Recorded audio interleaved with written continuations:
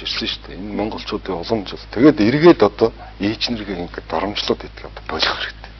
Энэ бол айгүй тэнэг асуудал. Тэрний оронд энэ залуучуудыг жоохон илгээл. Энэ яагаад ажил хийдэггүй юм? Яагаад ажил хийх дурггүй байдаг юм? Тийм ээ?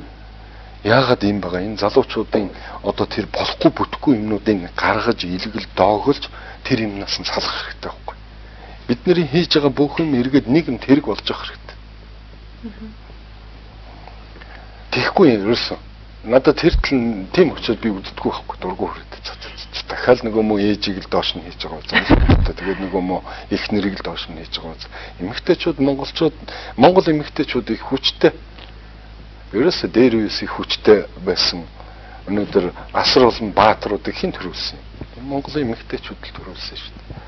Өнөөдөр энэ нийгмийг хэн чирээд явж байгаа? Эмэгтэйчүүд нь л чирээд явж байна. Монголцaanч гадуур яваад үз. Баярлал дээр, үйлдвэр дээр, төрийн байгуу хэн ажил хийж байна? Эмэгтэйчүүд ажил хийж байна. Тэгэл нөгөө аль агшин шугийнхан нөгөө нэг муу хэдэн хүүхнүүдийн чинь доромжил доош нь гээл. Нөгөө муу хэдэн ээж нэрийг доош нь доромжлол. Тэгэл тэрийг хараагаал ингээд харж атал энийгээл юун сайхан баг. Тэрний оронд энэ болохгүй бүтэхгүй энэ залуучуудыг жоохон шүүмжилж илгэлэх хэрэгтэй шүү дээ. Би энэ тэгж хүсэж байгаа. Одоо надыг илгэл дууссан бол одоо багч зэдв чинь тэр залуучуудын дунд орж тэднийг жоохон илгэл. Би бол бас ажил хийдэг шүү дээ. Ус мосонд орчин тий. Яг хөө миний нэг дутагдал энэ нийгэм болохгүй байгаа юмыг үнэн байгаа бодит байдлаар нь ард түмэнд хүргэж. Ийм байна гарсан байсан шүү дээ. Хуралд багт. Таныг хуралд багт чимээгөө чад балаач ирж сонсчих юм бол одоо ард түмэнд хэлчихэж надад гэж байна. За яг дэж аваас тэгээд ер нь бол ард түмнэр их тохуу доог хийж ард түмний их нулимул дэвсэн хүмүүсээр нь хөдөлдөггүй шүү дээ. Тийм улс төрчдийн амьдрал цаана дараа нь хідэн үеэр өр хөвгтөр нь хүртэл муугар л тусдаг шүү дээ. Сайнэр хязээ тусч ирсэн. Энд Садам Хусейн махаар хамгийн мундаг дарангуулагч л байсан шүү дээ сүүлийн зуунд. Асар их олон иргэдэг буудаж олсон. Ерөөсө дарангуул тогтоочихсон. Тэгээд хаана нүхэнд үлдээд хамгийн сүүлд нүхнээсээ баригдаад цаазар ахуулсан олуулсан цаазын тавцсан дээр. Манай энэ зарим нэг дарга нар тийм юм санагалзаад тах шиг байна. Тийм үстэй 7 сарын 1-нд тийм л үйл явдал болсон шүү дээ. Ерөөсөө л цэн миний талбайг л давтсан ш. Цэн миний талбай бол залуучууд нь эрхчлөө арчил шаардсан тэрний хариуд нь дотор нь санаатаагаар өмүүлэгч нарыг оруулж өмүүлж байгаа тэрийн телевизээр гаргаад сүүлд нь тэр талбай дээр байсан залуучуудыг даваргсд болгоод тэгэл бүгдийг орж танкаар дайрд буудаж алаад устгаал хэдэн мянган залуучуудыг за манад яг хөө тэрийг хэдэн мянга дахин жижигрүүлсэн хэлбэрээр явсан.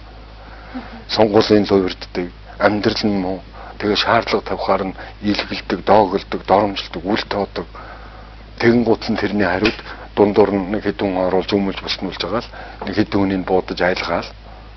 Тэгэл байж шүү дээ. Одоо тэгээ тэрийг янз бүрийн хэлбэрээр тайлбарлах гал ичгүй янз янзын юм яриад одоо тэр нэг скватер гэдэг нэг юм эртэд телевизээр нэг тийм юм яриад лээ төр мөрч гэх шиг барыг төр бурхан юм баха. Төр бурхан гэж байхгүй шүү дээ. Ард түмэн бурхан. Төр бол ард түмэнд үйлчлдэг л байх болох. Төр бол өөр юм биш шүү дээ. Тэр коммунизм, социализмын үед бол төр бол бурхан байсан байгаа. Дарга нар бурхан байсан. Өөрсөндөө том юм хөшөө барьдаг байсан. Одоо бол ард түмэнд хөшөө барьдаг. Тэр 90 үед амьдарч байна бид нар. Тийм учраас бид бол бас жоохон ухамсартай, бодолтой хандах хэрэгтэй. Яг вэ бид инээж магтуулж бол амжина. Одоо бол аль болохоор биеийнхээ дутагдлыг шударгаар, ил тод, соёлтой шүмжилж ээж энэ дутагдлуудаас салж ээж сая бид нэр хөгжиж сайхан амьдрна. Би бол тэгж боддог. Аж үйлдвэрийн парк гэдэг ажил эхлүүлж ирсэн. Тэгээд яг тухайн үед бас хүмүүстэй уулзж байгаа тийм яг үйлдвэр үйлчлэгээний ажилтнуудтай уулзж байгаа чинь сонсчлоо. Тэгэхэд ерөөхдөө яг энэ салбарт ажиллаж байгаа хүмүүсийн салхин бол тэд хүрэх боломжтой. Одоо энэ үйлдвэрийн паркаа ингэчих юм бол аж үйлдвэрийн парк болох гол бүрт нутаг нь бол дахин эрдэмтч гэх юм уу те. Олон тийм ажлуудыг эхлүүлж ирсэн. Яг тийм ажил эхлэн тавигдаад яг өрнөл тэгээ цаашаа үр дүн харах шатан дээр л тэгээд зогсчих шиг болсон тийм ээ.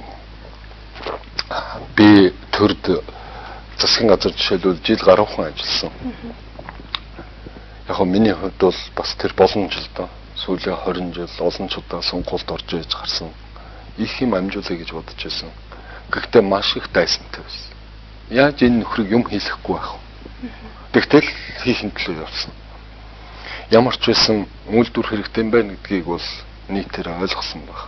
Ямар ч байсан ашигт малтмалаа ингээ гадныхан зүгээр бэлгэлээд идэх юм байна. Энийг одоо боли хой өөртөө бас хагас хугацааны эзэмшээ гэдгийг ойлгосон. Тэгээд миний гаргасан тэр гарга тавьсан хуулийн дагуу өнөөдөр явж л байгаа шүү дээ.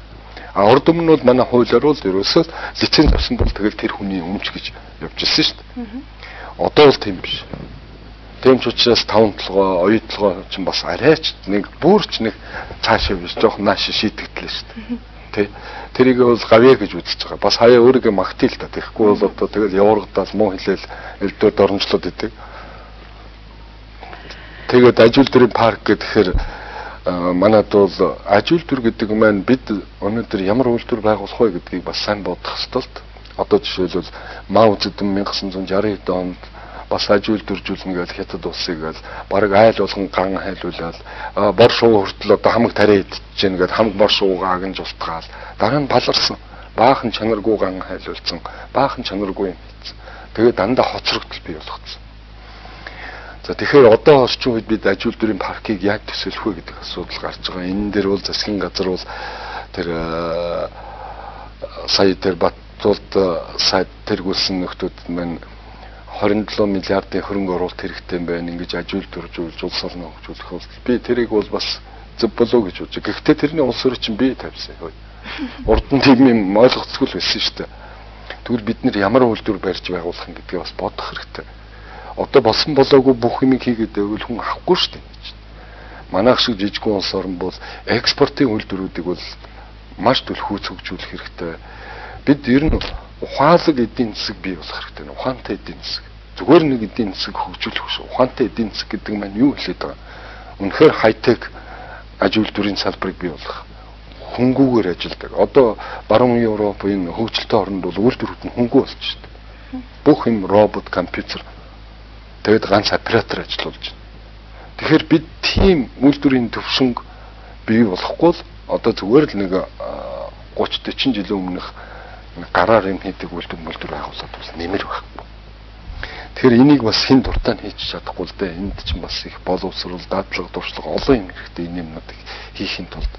За ажил үйлдвэрийг бол тэгэл ийшээ энэ Эрдэнэт, Дархан, Улаанбаатар, Багнуур энэ урт төрөг бол дэд бүтцэн бий болсон. Хүн амын төвлөрөлтөй болсон.